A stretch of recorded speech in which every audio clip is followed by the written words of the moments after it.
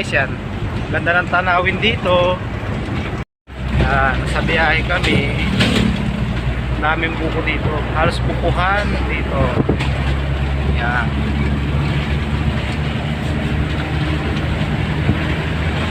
Dami, no? Ganda ng tanawin. Oh.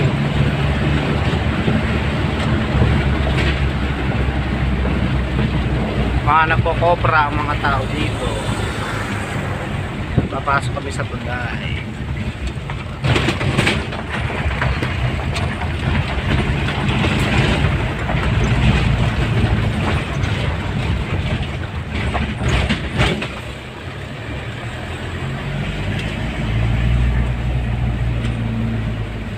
Hello guys, good morning. Yan, nandito na kami sa Barangay Bunog ng Palawan, Quezon. Yan.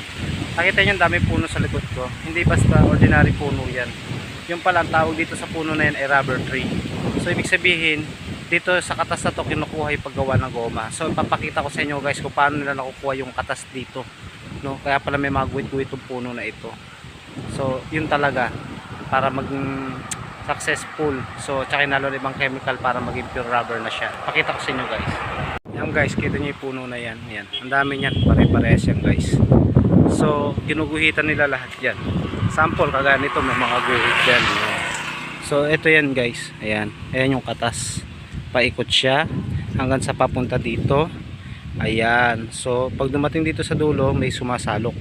Yan yung pinakagata niya o yung katas. Yan yung ginagawa na inano sa goma. Kagaya daw ng mga gulong o yung hose na goma, yung pure rubber. Yan. Ganon din dito guys. Lahat yan. Meron yan guys. Oh. Kita nyo guys. Oh, paikot yan. Oh. Oh, sakto nga naman. Ang galing ng mga tao talaga. Kaya ng mga Pilipino. Ayan. Oh. Dito nga nagkulay itim na nga guys. Eh, oh. Oh, tingnan nyo guys. Yan. Pero marami na siya nakuwang katas. Nagkulay itim na rin yung lalagyanan niya. So guys, yan, may natutunan naman tayo. Ito pala talaga ang tinatawag na rubber tree. Yan. So tara, hanapin pa natin magandang view dito guys.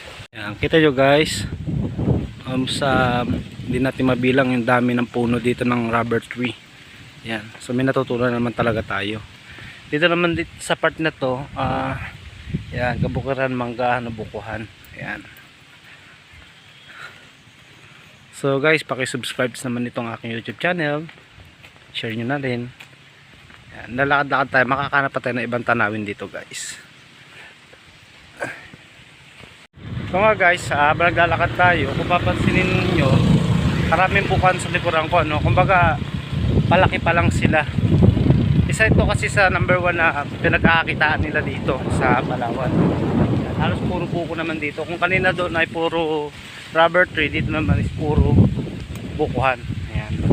Kita nyo guys, diba? Ang haba nyan. Tapos sa part ng diretso na gawin dito, parang ilan lang ang mangga, pero pinakamalakas talaga dito na nakita ko mga rambutan, mangga, buko, tsaka na pa ba, yan yung rubber tree. Yan, isa talaga sa mga negosyo nila dito na kapag nagbubunga, yan ang inaanin nila dito. So guys, dire-diretso lang ang vlog natin. Alamin natin kung ano yung mga iba pang malalaman natin dito sa part ng Palawan. Bago kami umuwi, so hindi ko rin nakita yung magandang view dito, tinatawag nilang falls, masyadong malayo. So makikita nyo na sa likuran ko po bukuhan. Yan.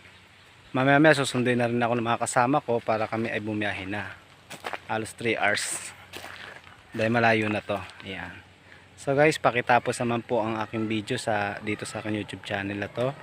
Maraming salamat po sa suporta, sa gumagabay na po. Sana po pagtuloy-tuloy lang po sana ang pagpapanood nyo po ng aking vlog, kahit na napakasimple lang to.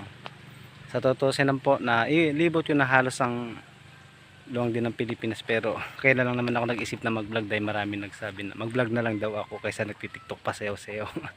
Kasi guys, dito na lang din nagtatapos. So maraming salamat. So hindi na ako magbibideo mamaya sa biyahe dahil gagabihin na naman kami, no? So thank you for watching.